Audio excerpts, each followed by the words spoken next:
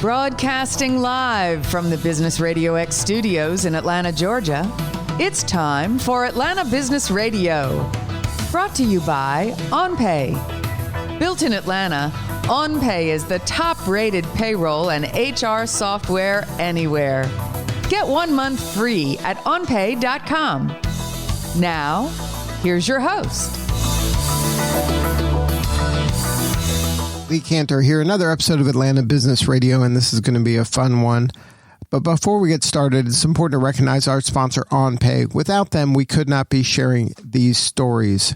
Today on Atlanta Business Radio, we have Toyin Adon-Abel Jr., and he is with Civic Walls Project. Welcome. Good morning. Thank you for having me today. Well, before we get too far into things, tell us about Civic Walls Project. How are you serving folks? Yeah, so we started Civic Walls Project only about 6 weeks ago, and our intention was to keep a daily reminder as people go to the grocery store, going back to work once COVID-19 is over, just to keep the momentum and remind everybody of their civic duty to fight for equality, to get involved in community service and advocacy, and using your voice to make Atlanta a better place to live for everybody. And with Atlanta's history of civil rights, I think it only made sense to kick off a project like this in Atlanta in this moment. Well, walls is in the name of the project. Where are these walls? Are you building the walls or are you using existing walls? Good question. So we're actually partnering with local businesses, restaurants, real estate developers to get permission and partner with these companies to get walls that already exist. These are walls of local businesses. So, for example, one of our first murals is on the side of Lark and Sparrow in Grant Park. I think it's a nail salon. So it's on the left side of that wall. That wall was provided by Pellerin Real Estate. We also have a second mural that is at the Beacon in East Atlanta, also near Grant Park. And that wall was also provided by our partner, Pellerin Real Estate. We have two other murals that are being worked on right at this moment off Moreland Avenue. And once again, they're on the sides and the back of the Elmwood Square shopping complex. So these are existing walls, existing businesses, and we're partnering with the businesses and the business leaders who are also conscious-minded, who want to make an impact on the community. And so we partner with them in that way. So now what's on the walls? What does the content look like? So the first wall is titled Community, and it almost looks like a set of abstract hands overlapping each other, all different kinds of colors, white, brown, yellowish, right, all different tones. And it's really just a call to action around unity and community and diversity in communities and just celebrating that. And with that wall, we want to be able to link it to some policy language or to petitions and different legislation that promotes community service, that promotes that unity and that equality. The second wall we finished up was My Daddy Changed the World. That's in references to George Floyd's young daughter when she was on the shoulders of Steven Jackson, I believe, the basketball player. So it was a quote from her, just, referencing how, George Floyd's passing has started a bunch of conversations and hopefully leads to change and new policy around some police reform. And so that wall was done by local artists, Dizzy and Quake. And Quake is a father himself. So for him, this mural is really big to have a discussion about. It's not just the individuals that pass away when things like this happen, right? We have to remember that there was a child or children who are now left behind who don't have a parent. And just touching on that and supporting the families of victims, I think was really important for that mural.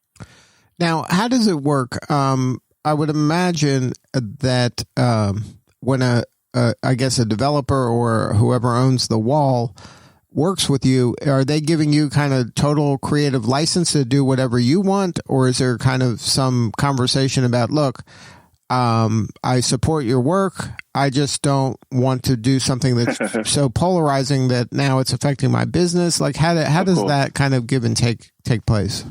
Yeah, so there is a tiny bit of collaboration, but depending on the partner. So for example, Pellerin Real Estate gave us full control, full creative license. He knows that we are, we're trying to make an impact and we're trying to do it in an inclusive way. So we don't have any murals that are controversial, that are saying, anything negative about the police, for example, or, anything that people could argue, right? Like the two murals I just mentioned. The first one is about community.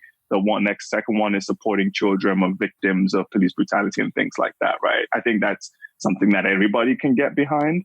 So far our partners have been hands off, do what you want. We do share the designs with them so they know what's coming. They may ask some questions, but essentially it's been full creative control. However, we do partner with some companies where they are really passionate about an issue, right? So a brand might come to us and say, hey, we would love to partner with you on a wall. Our company's values and mission and vision, we care a lot about, let's say, equal pay. So we would collaborate with that business and the artist to say, let's do something around equal pay, gender equality, but the artist would then have creative license to then make that a reality. So then you're kind of a matchmaker between some of these corporate partners and the artists in order to get a message out, plus kind of serve the businesses, but also the artists, giving them freedom to kind of exhibit their work. Is that absolutely? Is that how you see it? Yeah, absolutely. And my primary purpose when I started Civic Walls was a daily reminder. I do not want people, once COVID-19 is over and they go back to their regular lives, to just ignore this, this call to action. So that was a big thing. The second thing was to create commercial viability for Black creatives. It's something that's a struggle for whether you're a Black creative in marketing and advertising, whether you're a fine artist, whether you're a street artist, a muralist. Black creatives tend to have different challenges in getting the big gigs and getting big companies to work for them or expanding their network. So it was really, really important to me to find up and coming Black artists who wanted to express themselves in this moment, right? In this heavy moment with the protests and everything happening, give them the opportunity, but also uplift the community by providing financial stability to the artists. So now how does that how do the finances work in this? If the person's giving you the wall to use, are they also paying you to put the art on the wall, or do you find donors that help support that aspect of this? Yeah, so each wall is unique in the financial piece, but I'll give you a couple of examples so far. Our partner Pellerin Real Estate has essentially a budget for each of these walls to provide for the artist. So at minimum, they've got enough money to buy all the paint, to rent any lifts or scaffolding that they need to reach the height of the walls. And then, of course, if there's anything left over, that would be for the artist. So one of our partners has, done it in that way, which is a massive, massive help. Some of our other partners, let's say it's a restaurant, they may not have the funds to help the artist because, we all know what's happening with COVID. So many stores are not open, things like that. So what we would do in that case is we will partner with that restaurant to do a fundraiser. So they would use that network. They would try and fundraise. They would try and get some donors through their networks to supplement that. So there's a way we can do it that way. But then we're also working on, I'm actually trying to finalize it today, but a sponsor kit. So corporations can literally sponsor a wall. And then, with that donation, with that sponsorship, that money would go to the artist. And then the brand would get the benefit of their logo being on the wall, them being part of the website and us promoting them on our social media and whatnot. So there's a few ways that we can make it commercially viable for the artists. And we're certainly working on developing some long-term partnerships to make that a little bit easier. So now, so far the walls have been actual building walls. Is there I live here in Atlanta as well as you do, a thing that drives me crazy in this town is we have so many highways that are putting up these huge walls, to prevent sound on the highways. And those walls are just, there's nothing happening there. And I think that's a missed opportunity to do what you're saying, is to leverage the creative talent we have here and put stuff on those walls that are meaningful and show how Atlanta is different than every other city.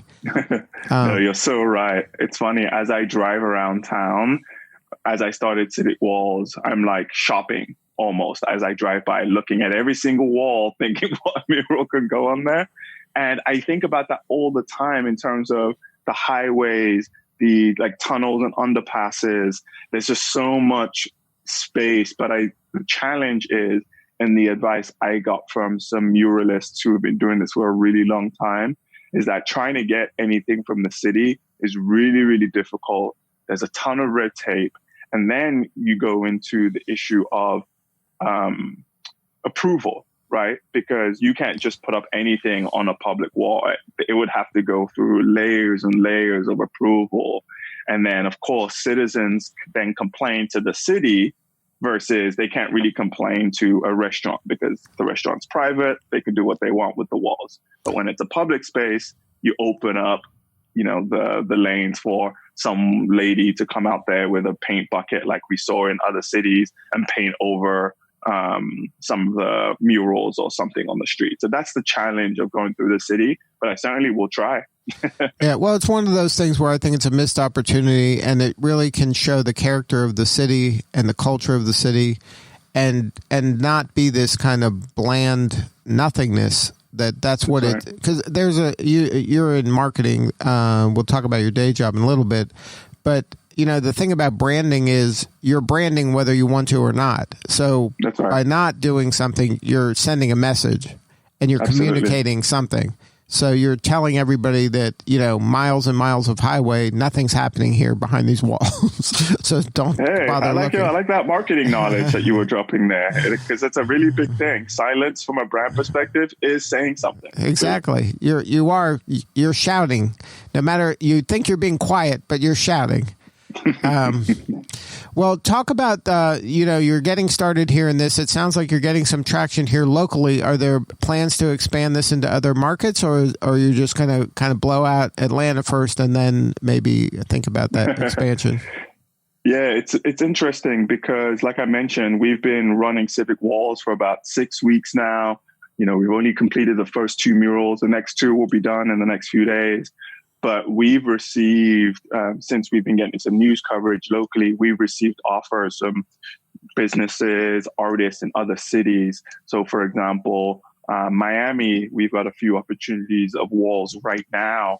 But we, like you were mentioning, we want to make sure that the Atlanta project is moving forward in the right way. Atlanta is our home.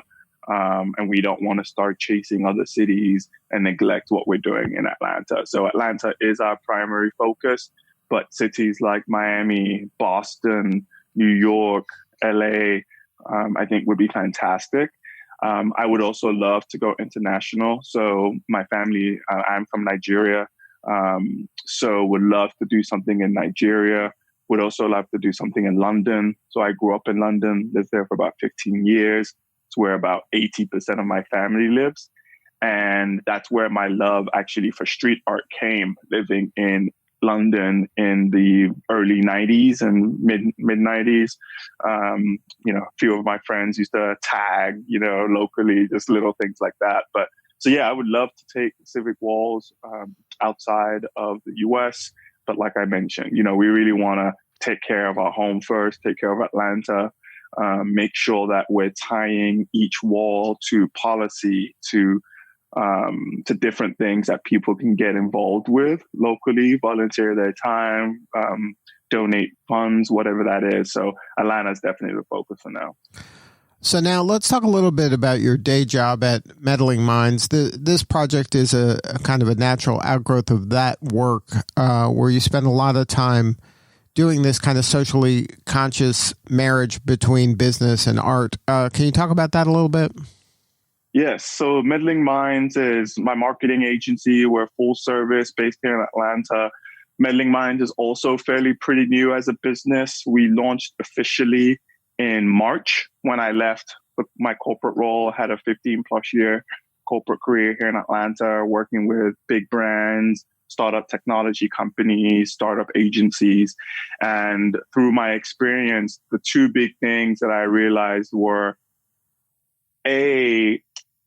ultimately, I don't like the way businesses work conceptually. And I believe that companies should be more consciously aligned and should focus on all stakeholders, being employees, the community, and the environment, as well as investors. And in my opinion, in 2020, the majority of companies are primarily focused on their investors, which leads to business practices, which leads to mistreatment of employees, which leads to, it's cheaper to just dump some oil or dump some toxins in this lake versus taking care of it a different way. So MeddlingMinds was created to almost elevate the branding of corporations to be more consciously focused, to partner with local nonprofits, or to align your brand with advocacy, fundraising, and to be more centered around all your stakeholders and not just investors. So MeddlingMinds aims to do that through marketing practices and blending digital marketing with fundraising to create this new model beyond closed marketing. I think you're onto something. I think this is a great project that illustrates how all constituents can benefit and the public as a whole can benefit. So I think you're onto something here. If somebody wanted to learn more about the Civic Walls Project, was there a website for that where maybe they can see some of the work, and maybe if they want to donate or they want to help, right. Is there a website? Absolutely. Yeah, thanks for that. So you can go to civicwallsproject.com. On there, you'll learn about the mission. We have images of the artists, so you can kind of learn a little bit more about the artists. You can actually look at the locations for all the murals, and they'll have a map there. So you can go over, take a picture with the mural yourself. And then you can also donate. So right there, we have a donate button, and everything that we're raising is going 100% directly to the artists to support Black artists. So you can go there. You can also check us out on Instagram. So you can see pictures, behind the scenes shots. We post a lot of progress pictures and things like that. And then you can also go to MeddlingMinds.com. And through MeddlingMinds, you can learn more about the agency, but then you can also see some of the other community-centric projects that we have going on. Good stuff. Well, congratulations on all your success. I really do believe in the cause, and what you're trying to do is so important. And we thank you for doing it, and we appreciate you sharing your story today. Thank you so much. Thank you for having me. This has been great. All right. This is Lee Cantor. We'll see you all next time on Atlanta Business Radio. And remember, this work would not be possible without the support of our sponsor, OnPay. Please support them so we can continue to share these important stories. Today's episode of Atlanta Business Radio is brought to you by OnPay. Built in Atlanta, OnPay is the top-rated payroll and HR software anywhere. Get 1 month free at onpay.com.